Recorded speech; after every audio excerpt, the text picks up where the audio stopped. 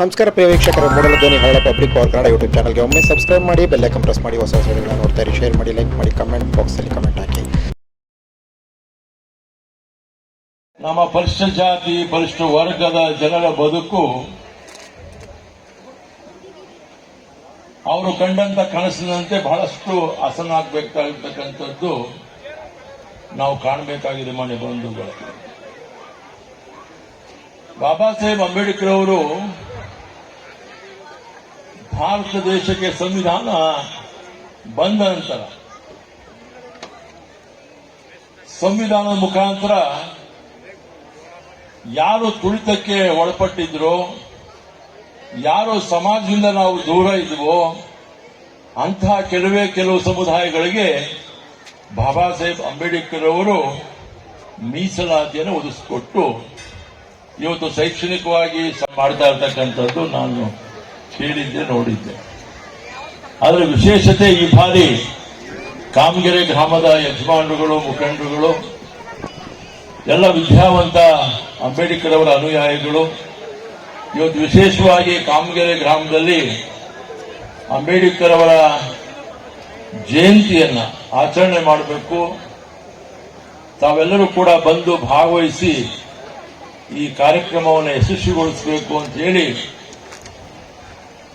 ಅವರು ಪ್ರೀತಿಯಿಂದ ಆವರಿಸಿದಾಗೆ ನಾನು ಮಾನ್ಯ ಡಾಕ್ಟರ್ ಎಸ್ ಸಿ ಮಹದೇವಪ್ಪನವರು ಜೊತೆಗೂಡಿ ಇವತ್ತು ವೇದಿಕೆ ಮೇಲೆ ಆಸೀನರಾಗಿರ್ತಕ್ಕಂಥ ಸರ್ವರು ಕೂಡ ಭಾಗವಹಿಸುವ ಮುಖಾಂತರ ಈ ಒಂದು ಬಾಬಾ ಸಾಹೇಬ್ ಅಂಬೇಡ್ಕರ್ ಅವರ ಈ ಜಯಂತಿಗೆ ಗೌರವವನ್ನ ನಿಮ್ಮ ಜೊತೆಗೂಡಿ ನಾವು ಕೂಡ ಸಲ್ಲಿಸಿದ್ದೇವೆ ಅಂತಕ್ಕಂಥ ಮಾತನ್ನ ಈ ಸಂದರ್ಭದಲ್ಲಿ ಹೇಳಲಿಕ್ಕೆ ಬಯಸ್ತೇನೆ.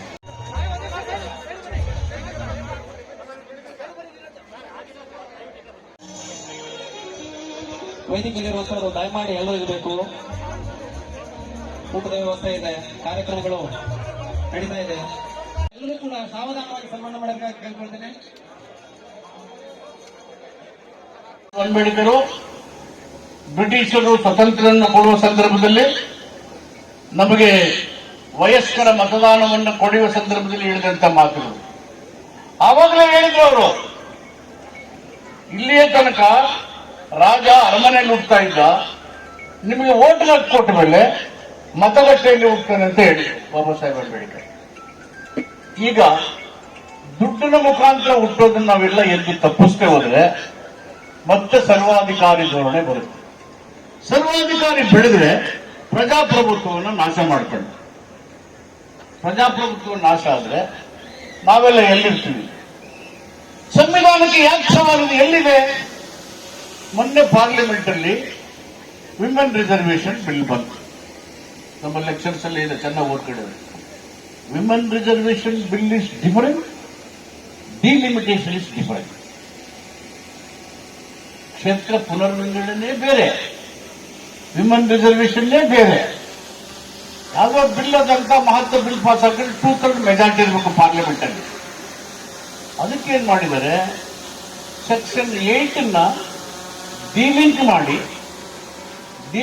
ಜನಸಂಖ್ಯೆಗೆ ಅನುಗುಣವಾಗಿ ಮೀಸಲಾತಿ ಕೊಡಬೇಕು ಅನ್ನೋ ಉದ್ದೇಶಕ್ಕೆ ಅದನ್ನು ತೆಗೆದಾಕಿ ಅದರ ಸಂವಿಧಾನದಲ್ಲಿದ್ದಂಥ ಅಧಿಕಾರವನ್ನ ತಿರುಚಿ ನೇರವಾಗಿ ಸರ್ಕಾರದ ಅಧಿಕಾರಕ್ಕೆ ತಗೊಳ್ಳೋದು. That means to say, deny the powers vested in the Constitution as per the delimitation is concerned should be taken away from the Constitution. The government must have that power. ಆ ತರ ಆದ್ರೆ ನಮ್ ಗತಿ ಏನಾಗುತ್ತೆ? ಬಾಬಾ ಸಾಹೇಬ್ ಅಂಬೇಡ್ಕರ್ ಏನ್ ಹೇಳಿದ್ದಾರೆ? ನಮ್ಮ ಸಮಸ್ಯೆಯ ಬೀಗದ ಕೈ ಇರೋದು ರಾಜಕೀಯ ಅಧಿಕಾರದಲ್ಲಿ. ನಮ್ಮ ಸಮಸ್ಯೆಯ ಬೀಗದ ಕೈ ಇರೋದು ರಾಜಕೀಯ ಅಧಿಕಾರದಲ್ಲಿ. 10 ವರ್ಷಕ್ಕೆ ಒಂದ್ಸಾರಿ ಸೆನ್ಸಸ್ ನಲ್ಲಿ ಡಿಲಿಮಿಟೇಷನ್ ಮಾಡಬೇಕು, ಜನಸಂಖ್ಯೆಗೆ ಅನುಗುಣವಾಗಿ ಪ್ರಾತಿನಿಧ್ಯವನ್ನು ಕೊಡಬೇಕು ಅಂತ ಹೇಳಿದ್ದಾರೆ.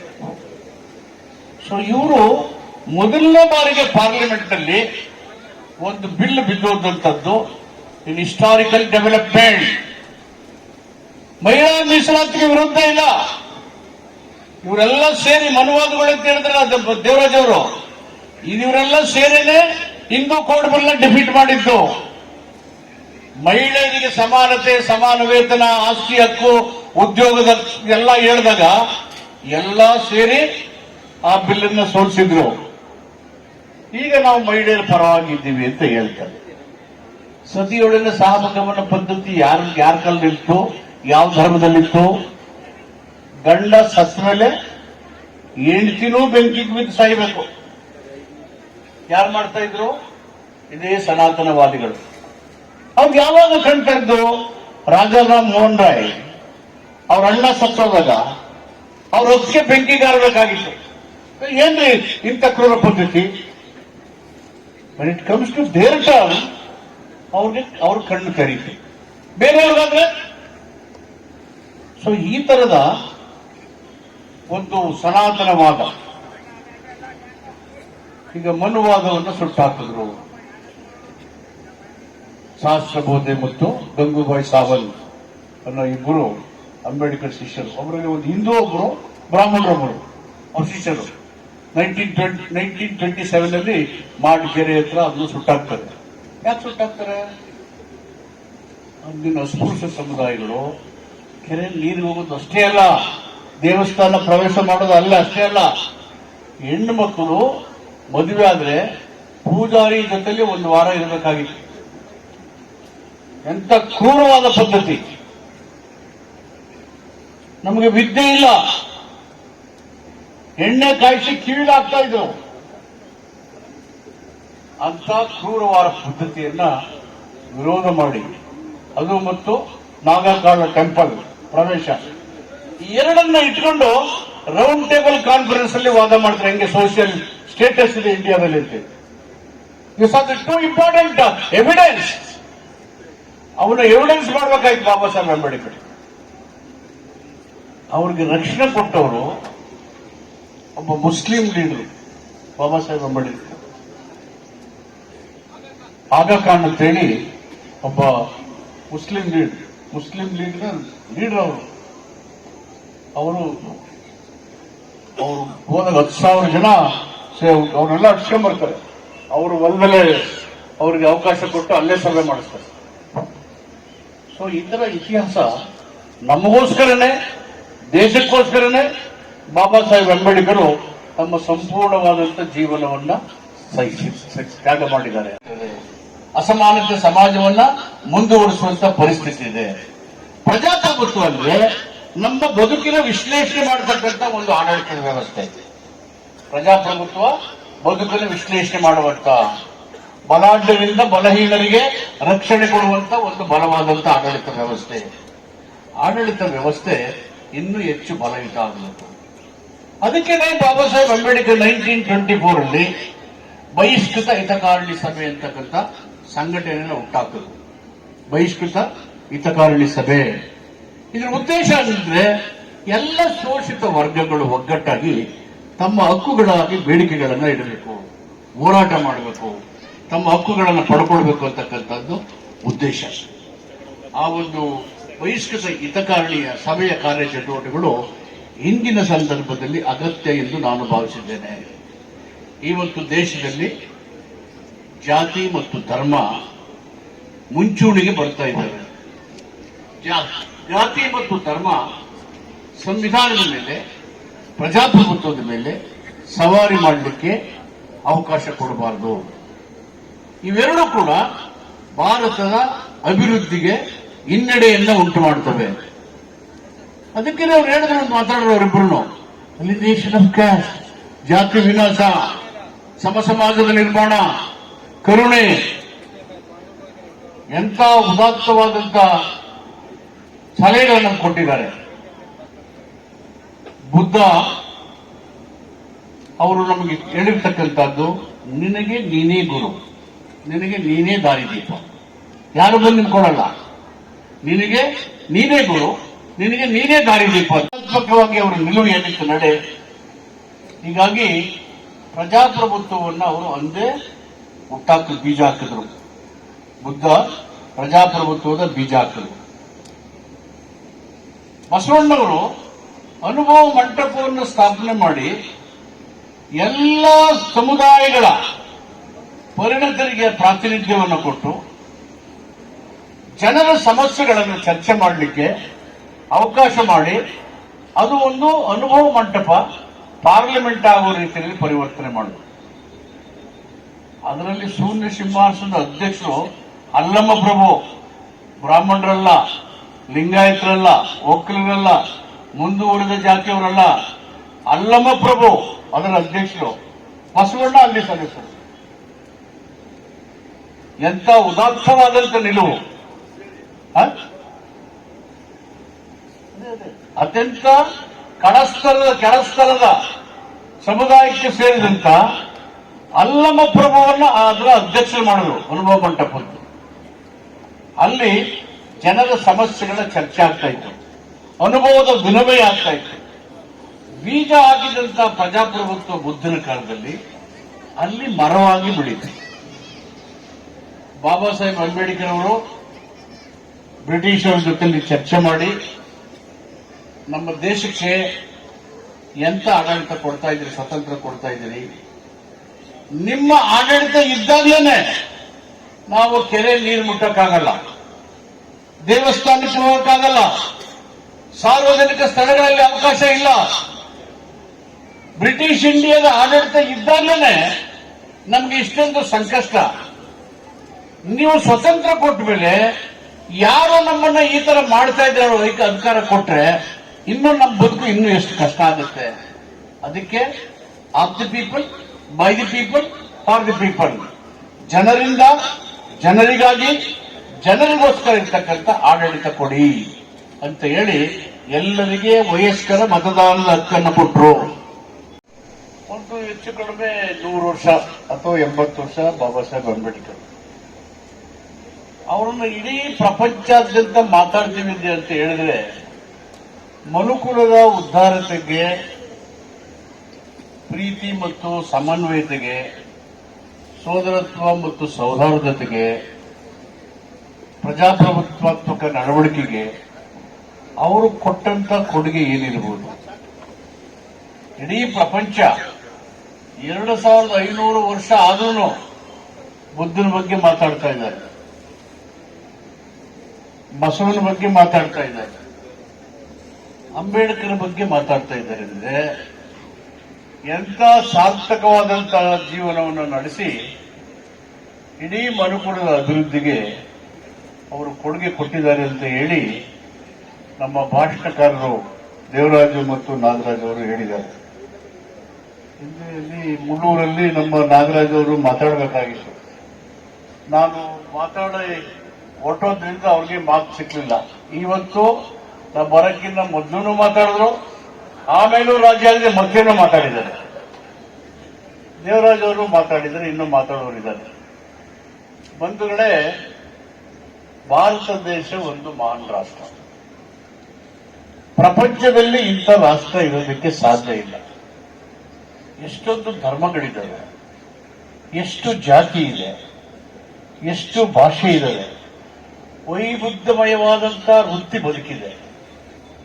ಇವೆಲ್ಲರ ನಡುವೆಯೂ ಒಟ್ಟಾಗಿ ಹೋಗ್ತಾ ಇದ್ದೀವಿ ಅಂತ ಹೇಳಿದ್ರೆ ಈ ಸಾಧಕರು ನೀಡಿದಂತ ಕಾಣಿಕೆಯೇ ಮುಖ್ಯ ಕಾರಣ.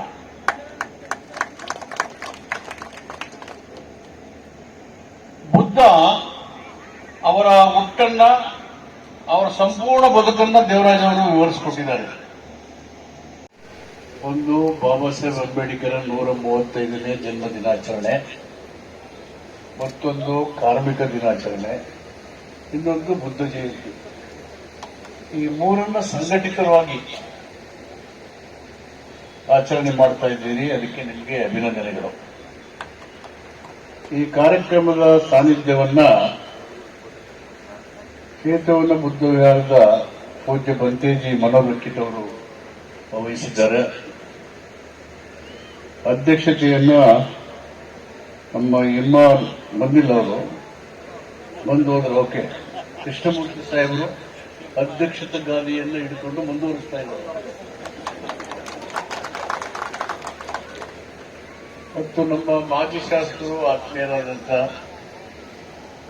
ತಮ್ಮೆಲ್ಲರಿಗೂ ಚಿರಪರಿಚಿತರು, ನನಗೂ ಆತ್ಮೀಯರಾದಂಥ ನೂರು ಕ್ಷೇತ್ರದ ಸರ್ವತೋಮುಖ ಅಭಿವೃದ್ಧಿಗೆ ಮತ್ತು ಜನರ ಹಕ್ಕುಗಳ ರಕ್ಷಣೆಗೆ ಕ್ಯಾಬಿನೆಟ್ನೇ ಮಹದೇಶ್ವರ ಬೆಟ್ಟಕ್ಕೆ ಕರ್ಕೊಂಡ್ಬಂದು ಮಾಡಿಸಿ ಸಾವಿರಾರು ಕೋಟಿ ಯೋಜನೆಗಳನ್ನು ಮಂಜೂರು ಮಾಡುವಲ್ಲಿ ಪ್ರಮುಖ ಪಾತ್ರವನ್ನು ವಹಿಸಿದ್ದಾರೆ. ಅವರು ನರೇಂದ್ರ ಅವರು ಇದ್ದಾರೆ. ಅದರ ಜೊತೆಗೆ ನನಗೆ ಪರಮ ಆಪ್ತರಾಗಿದ್ದಂಥ ಹಿರಿಯರಾದಂಥ ದಿವಂಗತ ನಾಗಪ್ಪ ಅವರ ಸುಪುತ್ರರು, ಆತ್ಮೀಯ ಸ್ನೇಹಿತರಾದಂಥ ಖ್ಯಾತ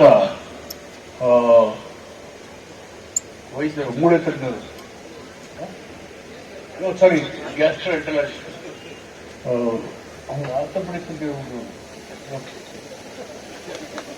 ಪ್ರೇಮ್ ಕುಮಾರ್ ಅವರಿದ್ದಾರೆ. ಅವರಿಲ್ವಾ? ಪ್ರೀತಮ್ರ ಅವರಿದ್ದಾರೆ. ಮತ್ತು ನಮ್ಮ ಉದ್ದೇಶಕ್ಕೆ ಮಾತಾಡಿದಂಥ ನಮ್ಮ ಇವರು ಬಸವಲಿಂಗಪ್ಪ ಕಾಲೇಜಿನ ಪ್ರಾಸಂಸರಾಗಿದ್ದ ಅವರ ಶ್ರೀಮತಿ ಪ್ರೇಮಮ್ಮ ಅವರು ಇದ್ದಾರೆ. ಪ್ರೇಮಮ್ಮ ಅವರು ನಮ್ಮ ಮಾನವ ತಾಯಿಲ್ಲ ಇದ್ದಾರೆ. ಮತ್ತು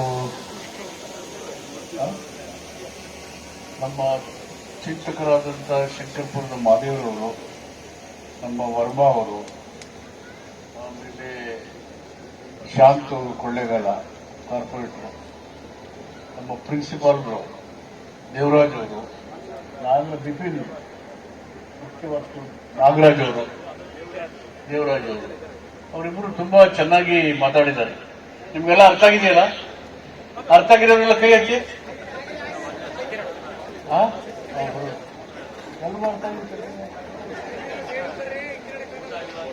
1570ನೇ ಇಸ್ವಿಯಲ್ಲಿ ಕಗ್ಗತ್ತಲೆ ಈ ನಾಡಿನಲ್ಲಿ ಬೆಳಕಾಗಿ ಬಂದಂತ ಮಹಾತ್ಮ ಗೌತಮ ಬುದ್ಧರು ಈ ಜಗತ್ತಿಗೆ ಬೆಳಕನ್ನ ನೀಡ್ತಾರೆ. ಏನ್ ಬೆಳಕನ್ನ ನೀಡ್ತಾರೆ ಅಂತಂದ್ರೆ, ನಾಗರಾಜ್ ಅವರು ಅಲ್ಲಲ್ಲಿ ಅದನ್ನ ಪ್ರಸ್ತಾಪ ಮಾಡ್ತಾ ಹೋದ್ರು. ಆದ್ರೆ ಒಂದು ರೊಟೀನ್ ಆಗಿ ಬರಲಿಲ್ಲ. ಏನ್ ಬೆಳಕನ್ನ ಕೊಟ್ರು ಅಂತಂದ್ರೆ, ಅಲ್ಲಿಯವರೆಗೆ ಈ ದೇಶದ ವೈದಿಕ ಸಮಾಜ ಇಡೀ ಭಾರತೀಯ ಸಮಾಜವನ್ನ ಅನೈತಿಕ ಸಮಾಜವನ್ನಾಗಿಸಿ, ಎಂತ ಅನೈತಿಕ ಸಮಾಜವಾಗಿತ್ತು ಅಂತಂದ್ರೆ, ಮನುಷ್ಯರನ್ನ ಮನುಷ್ಯರು ಅಂತೇಳಿ ಈ ದೇಶದಲ್ಲಿ ನೋಡುವಂತ ಸ್ಥಿತಿ ಈ ದೇಶದಲ್ಲಿ ಇರಲಿಲ್ಲ. ಮನುಷ್ಯತ್ವ, ಮಾನವೀಯತೆ ಕಂಪ್ಲೀಟ್ ಅಸಹಜ ಸ್ಥಿತಿನಲ್ಲಿದ್ದಂತಹ ಕಾಲಘಟ್ಟದಲ್ಲಿ ಮಹಾತ್ಮ ಗೌತಮ ಬುದ್ಧರ ಜನನವೇ ಒಂದು ರೀತಿ ಸ್ವಾಭಾವಿಕ ಮತ್ತು ವಿಸ್ಮಯ. ಅದು ಮಾಯಾದೇವಿ ಮತ್ತು ಶುದ್ಧೋಧನ ಮಹಾರಾಜರಿಗೆ ಈ ದಿನದಂದು ಒಂದು ಕನಸು ಬೀಳುತ್ತೆ ಅವರಿಗೆ. ಮಹಾಮಾಯೆ ಈ ಆಷಾಢ ಮಾಸದ ವಸಂತ ಕಾಲದಲ್ಲಿ ಒಂದು ಹಬ್ಬವನ್ನ ಮಾಡ್ತಿರ್ತಾರೆ. ಆ ಹಬ್ಬದ ಕಾಲದಲ್ಲಿ 8 ದಿನಗಳ ಒಂದು ದೊಡ್ಡ ಜಾತ್ರೆ, ಕಪಿಲ ವಸ್ತುವಿನಲ್ಲಿ ಜಾತ್ರೆಯನ್ನ ಮಾಡಿ ಇಬ್ರು ಗಂಡ ಹೆಂಡತಿಯರನ್ನ ತುಂಬಾ ಸಂತೈಸಿ ತುಂಬಾ ವಿಜೃಂಭಣೆಯಿಂದ ಜಾತ್ರೆ ಮಾಡಿ ಇಬ್ಬರನ್ನು ಅವರ ಕೋಣೆಯಲ್ಲಿ ಅವ್ರನ್ನ ಮಲಗಲಿಕ್ಕೆ ಅವಕಾಶ ಮಾಡಿಕೊಡ್ತಾರೆ. ಆ ಸಂದರ್ಭದಲ್ಲಿ ನಡುರಾತ್ರಿ 12 ಗಂಟೆಗೆ ಮಾಯಾವ ದೇವಿ ಅವರಿಗೆ ಒಂದು ಕನಸು ಬರುತ್ತೆ. ಏನ್ ಕನಸು ಬರುತ್ತೆ ಅಂತಂದ್ರೆ, ಅವರು ಮಲಗಿರ್ತಕ್ಕಂಥ ಅವರ ಹಾಸಿಗೆಯನ್ನ 3 ಲೋಕದ ದೇವತೆಗಳು ಅನಾಮತ್ತಾಗಿ ಎತ್ಕೊಂಡು ಮಾನಸ ಸರೋವರ ಹಿಮಾಲಯ ಪರ್ವತಕ್ಕೆ ಹೋಗ್ತಾರೆ. ಹಿಮಾಲಯ ಪರ್ವತ ತಪ್ಪಲಿನಲ್ಲಿ ಅವರನ್ನ ಮಲಗಿಸಿ, ಅವರು ಎಚ್ಚರಗೊಂಡಾಗ ಮಾನಸ ಸರೋವರದಲ್ಲಿ ಅವರನ್ನ ಸ್ನಾನ ಮಾಡಿಸಿ ಶೃಂಗಾರ ಮಾಡಿ ಬಹಳ ಬೆಲೆ ಬಾಳ್ತಕ್ಕಂತ ಇದನ್ನ ಅವ್ರ ಮೇಲೆ ಸಿಂಪಡಿಸಿ ಯಾವುದೋ ಒಬ್ಬ ದೈವನ ಆಗಮನಕ್ಕೆ ಅವ್ರನ್ನ ಅಡಿಗೊಳಿಸ್ತಾರೆ. ಸುಮೇಧ ಅಂತಕ್ಕಂಥ ಒಬ್ಬ ಮಹಾನ್ ಪ್ರವಾದಿ ತನ್ನ ಅಂತಿಮ ಜನ್ಮವನ್ನ ಈ ಮಾಯಾದೇವಿಯವರ ಹೊಟ್ಟೆಯಲ್ಲೇ ನಾನು ಜನಿಸಬೇಕು ಅಂತೇಳಿ ನಿಶ್ಚಯ ಮಾಡಿ, ಆ ಸಂದರ್ಭದಲ್ಲಿ ಮಾಯಾದೇವಿಯವರು ಮುಂದೆ ಬರ್ತಾರೆ. ಮಹಾತಾಯೇ, ನಾನು ಹಲವಾರು ಜನ್ಮಗಳನ್ನ ಎತ್ತಿದ್ದೇನೆ, ಇದು ನನ್ನ ಅಂತಿಮ ಜನ್ಮ. ಈ ಜನ್ಮದಲ್ಲಿ ನಾನು ನಿನ್ನ ಹೊಟ್ಟೆಯಲ್ಲಿ ಹುಟ್ಟಬೇಕು ಅಂತಿದ್ದೇನೆ, ನೀನು ನನಗೆ ತಾಯಿ ಆಗ್ತೀಯಾ ಅಂತೇಳಿ ಸುಮೇಧ ಪ್ರವಾದಿ ಕೇಳ್ತಾರೆ. ಮಾಯಾದೇವಿಯವರು ಓಕೆ, ನನ್ನ ಹೊಟ್ಟೆಯಲ್ಲಿ ನೀನು ಹುಟ್ಟಬಹುದು ಅಂತ ಹೇಳಿ ಅನುಮತಿ ಕೊಡ್ತಾರೆ. ಅನುಮತಿ ಕೊಟ್ಟ ತಕ್ಷಣ ಇವ್ರಿಗೆ ಕನಸಲ್ಲಿ ಎಚ್ಚರ ಆಗುತ್ತೆ. ಕನಸಿನಿಂದ ಎಚ್ಚರಗೊಂಡಂತ ಮಾಯಾದೇವಿಯವರು ಬೆಳಿಗ್ಗೆ ಗಂಡನ್ಗೆ ಹೇಳ್ತಾರೆ. ಗಂಡನ್ಗೆ ಬಹಳ ಆಶ್ಚರ್ಯ ಆಗುತ್ತೆ. 8 ಜನ ಬ್ರಾಹ್ಮಣರನ್ನ ಮನೆ ಕರೆಸ್ತಾನೆ. ನನ್ನ ಹೆಂಡತಿಗೆ ಈ ತರದ್ದು ಒಂದು ಕನಸು ಬಿದ್ದಿದೆ, ಏನು ಈ ಕನಸಿನ ಅರ್ಥ ಅಂತೇಳಿ ಆ ಬ್ರಾಹ್ಮಣರನ್ನ ಕೇಳುವಾಗ, ಮಹಾರಾಜ, ನೀನು ಇದರಿಂದ ಆತಂಕ ಪಡ್ತಕ್ಕಂಥ ಯಾವ ಅಗತ್ಯ ಇಲ್ಲ. ನಿನ್ನ ಹೊಟ್ಟೆಯಲ್ಲಿ ಒಬ್ಬ ಮಹಾನ್ ವ್ಯಕ್ತಿ ಹುಟ್ಟುತ್ತಾನೆ, ಅವನು ಇಡೀ ವಿಶ್ವವೇ ಮೆಚ್ಚತಕ್ಕಂಥ ಮಹಾನ್ ಶಕ್ತಿ ಆಗ್ತಾನೆ, ನೀನು ಆತಂಕ ಪಡಬೇಡ, ನೀನು ಸಂತೋಷ ಪಡು ಅಂತೇಳಿ. ಅದ ಹೇಳಿದ 9 ತಿಂಗಳಿಗೆ ಸಿದ್ಧಾರ್ಥ ಗೌತಮ ಹುಟ್ಟುತ್ತಾನೆ. ಇದೇ ವೈಶಾಖ ಶುದ್ಧ ಪೂರ್ಣಿಮೆ ಈ ದಿನದಂದು. ಹುಟ್ಟಿದ 7 ದಿನಕ್ಕೆ ತಾಯಿ ತೀರ್ಕೋತಾರೆ. ಮತ್ತೆ ತನ್ನ ಮಗನನ್ನ ಬಹಳ ಚೆನ್ನಾಗಿ ಸಾಕ್ತಾರೆ. ನಂತರ ಬಾಲ್ಯದಲ್ಲೇನೆ ಈ ಸಿದ್ಧಾರ್ಥ ಗೌತಮನಿಗೆ ವಿಶೇಷ ನೇಚರ್. ಎಂತ ನೇಚರ್ ಅವ್ರಿಗೆ ಅಂತಂದ್ರೆ ಮಮತೆ, ಕರುಣೆ, ಪ್ರೀತಿ. ಅವ್ರಿಗೆ ಬಂದಂತ ಒಂದು ಸಂದರ್ಭದಲ್ಲಿ ತುಂಬಾ ಬೇರೆ ಬೇರೆ ಕಥೆಗಳಿದೆ, ಐತಿಹಾಸಿಕವಾದಂತ ಕಾಲ್ಪನಿಕ ಕಥೆಗಳಿದೆ. ಆದ್ರೆ ಬಾಬಾ ಸಾಹೇಬ್ ಅಂಬೇಡ್ಕರ್ ಅವರು ತಮ್ಮ 22 ಸಂಪುಟಗಳಲ್ಲಿ 10ನೇ ಸಂಪುಟ ಬುದ್ಧ ಅಂಡ್ ಹಿಸ್ ಧಮ್ಮ, ಆ ಬುದ್ಧ ಅಂಡ್ ಹಿಸ್ ಧಮ್ಮದೊಳಗಡೆ ಬರೀತಾರೆ, ರಿಸರ್ಚ್ ಮಾಡಿ ಬರ್ತಿದ್ದಾರೆ. ಅಲ್ಲಿ ಸುತ್ತೋದನ ಮಹಾರಾಜ 1000 ನೇಗಿಲುಗಳನ್ನ ಮುಂಗಾರು ಮಳೆ ಬಿದ್ದ ತಕ್ಷಣ ಉಳುಮೆ ಮಾಡ್ಲಿಕ್ಕೆ ನೇಗಿಲುಗಳನ್ನ ಸಂವಿಧಾನ ಜಾರಿ ಆಗ್ಬಿಟ್ರೆ ಹಿಂಗ್ ಬದುಕ್ತೀವಿ ನಾವು ಅಂತ. ಸಂವಿಧಾನ ಜಾರಿ ಆಗಲ್ಲ ಅಂದ್ರೆ ಏನ್ ಗೊತ್ತಾ? ಸಂವಿಧಾನದ ಆಶಯಗಳನ್ನು ಯಥಾವತ್ತಾಗಿ ಜಾರಿ ಮಾಡೋದು. ಸಂವಿಧಾನವನ್ನ ಬದಲಾವಣೆ ಮಾಡಲಿಕ್ಕೆ ಒಂದಷ್ಟು ಜನ ಮನುವಾದಿ ವ್ಯವಸ್ಥೆ ಕುತಂತ್ರಿಗಳು ಕೆಲಸ ಮಾಡ್ತಿದ್ದಾರೆ ಅಂತ ಅಂದ್ಬಿಟ್ರೆ ನಮ್ಮ ಜನ ಸುಲಭವಾಸ ಚೇಂಜ್ ಮಾಡ್ಬಿಟ್ರ. ಅವರು ರಕ್ತದ ಕೋಡಿ ಹರಿಸ್ಬಿಡ್ತೀವಿ ಅಂತಾರೆ. ಏನಪ್ಪ, ಅಲ್ಲಿ ಹಂತವಾಗಿ ಸಂವಿಧಾನದ ಆಶಯಗಳಿಗೆ ಕೋಟ್ಲಿ ಪೆಟ್ಟು ಕೊಡ್ತಾರೆ. ಅದನ್ನೇ ಮಾನ್ಯ ಸಚಿವರು ಮುಳ್ಳೂರಲ್ಲಿ ಹೇಳ್ತಿದ್ರು ಮೊನ್ನೆ. ಸಂವಿಧಾನ ಇಲ್ಲ ಅಂದ್ಬಿಟ್ರೆ ಪ್ರಜಾಪ್ರಭುತ್ವ ಇರಲ್ಲ. ನೀವು ಬರ್ಕೊಂಡಿದ್ದೀರಲ್ಲ, ಇವತ್ತು ಪ್ರಜಾಪ್ರಭುತ್ವದ ಪಿತಾಮಹ ಅಂತ ಬರ್ಕೊಂಡಿದ್ದೀರಲ್ಲಪ್ಪ. ಪ್ರಜಾಪ್ರಭುತ್ವದ ಪಿತಾಮಹ ಅಂತ ಯಾಕೆ ಕರೀತಾರೆ ಗೊತ್ತಾ? ಈ ದೇಶದ 140 ಕೋಟಿ ಜನಸಂಖ್ಯೆ ಇವತ್ತು ಓಟ್ ಹಾಕ್ತಾರಲ್ಲ, ಎದೆ ತಟ್ಟಿ ನನ್ನ ಓಟು ನನ್ನ ಹಕ್ಕು ಅಂತ ಆ ಓಟ್ ಹಾಕಕ್ಕನ್ನ ಕೊಡ್ಸಿದ್ದು ಬಾಬಾ ಸಾಹೇಬ್. ರಾಜಪ್ರಭುತ್ವ ಇತ್ತು, ರಾಜ ಅಪ್ಪನಾಗಿದ್ರೆ ಅವನ ಸತ್ತ ಮೇಲೆ ಅವನ ಮಗ ರಾಜನಾಗ್ತಿದ್ದ. ಆದ್ರೆ ಈಗ ಹಂಗಿಲ್ಲ. ಯಾರು ಬೇಕಾದ್ರೂ MP ಆಗ್ಬೋದು, ಯಾರು ಬೇಕಾದ್ರೂ MLA ಆಗ್ಬೋದು. ನೋಡ್ರಿ, ನಮ್ ಕಣ್ಣು ಮುಂದೆ ಸಾಕ್ಷಿಗಳು ಅಲ್ವಾ? ಇವತ್ತು ದ್ರೌಪದಿ ಮುರ್ಮು ರಾಷ್ಟ್ರಪತಿ ಆಗಿದ್ರಲ್ಲ, ಅದಕ್ಕೆ ಕಾರಣ ಅಂಬೇಡ್ಕರ್ ಅವರ ಸಂವಿಧಾನ. ಅಷ್ಟೆಲ್ಲ ಬೇಡಪ್ಪ, ಅತ್ಯಂತ ಶೋಷಿತ ಸಮುದಾಯಗಳಲ್ಲಿ ಶೋಷಿತ ಸಮುದಾಯ ಗಾಣಿಗ ಸಮುದಾಯ. ದಯಮಾಡಿ ಅರ್ಥ ಮಾಡ್ಕೋಬೇಕು. ನಿಮ್ಮ ಸಮುದಾಯದ ಈ ದೇಶದ ಗೌರವಾನ್ವಿತ ಪ್ರಧಾನಮಂತ್ರಿ ಆಗಿದ್ರಲ್ಲ ನರೇಂದ್ರ ಮೋದಿ, ಅವರು ಪ್ರಧಾನಿ ಆಗ್ಲಿಕ್ಕೂ ಕಾರಣ ಸಂವಿಧಾನ. ಹೇಳ್ಬೇಕಲ್ವ ನಾವು? ಸಂವಿಧಾನದಿಂದ ಆಗೇನೆ ಇವತ್ತು ಭೀಮ ಸ್ವಾಗತವನ್ನ ಕೋರುತ್ತೇನೆ. ಉಪ ಪೊಲೀಸ್ ವರಿಷ್ಠಾಧಿಕಾರಿ ಅಂತ ಆಯುಷ್ಮಾನ್ ಧರ್ಮೇಂದ್ರ ಅವರಿಗೂ ಸಹ ಭೀಮ ಸ್ವಾಗತ. ಸುಪ್ರೀತ್ ಸರ್ ಅವರ ಅಗತ್ಯವಿದೆ, ಅವರಿಗೂ ಕೂಡ ಸ್ವಾಗತವನ್ನು ಕೊಡ್ತಾರೆ. ಬುದ್ಧ ಎಂದ್ರೆ ಬೆಳಕು, ಬೆಳಕು ಎಂದ್ರೆ ಆಲೋಚನೆ, ಆಲೋಚನೆ ಅಂತಂದ್ರೆ ಅದು ನಮ್ಮ ನಡೆ ಎನ್ನುವಂತ ರೀತಿಯಲ್ಲಿ ಬೆಳಕು ಆಕಾಶದ ರೀತಿಯಲ್ಲಿ, ನೀಲಿ ಆಕಾಶದ ರೀತಿಯಲ್ಲಿ ಹೊಳಪನ್ನು ತುಂಬಿರ್ತದೆ. ಆ ನೀಲಿ ಆಕಾಶದ ಬೆಳಕು ನಮ್ಮೆಲ್ಲರಿಗೂ ಕೂಡ ದಿಗ್ದರ್ಶನ ತೋರಲಿ ಎಂಬತಕ್ಕಂಥ ಬುದ್ಧ ಪೂರ್ಣಿಮೆಯ ಈ ದಿನದಂದು ಜ್ಯೋತಿಯನ್ನ ಬೆಳಗಿಸ್ತಿದ್ದಾರೆ ಎಲ್ಲ ಗಣ್ಯರು ವೇದಿಕೆಯಲ್ಲಿ. ಬೆಳಕು ಎನ್ನುವಂಥದ್ದು ಮಹಾನ್ ದಿಗ್ದರ್ಶನ, ಮಾರ್ಗದರ್ಶಕ, ಬುದ್ಧನ ನಡೆ, ಅಂಬೇಡ್ಕರ್ ಅವರ ಜೀವನ ಆಂತರ್ಯ.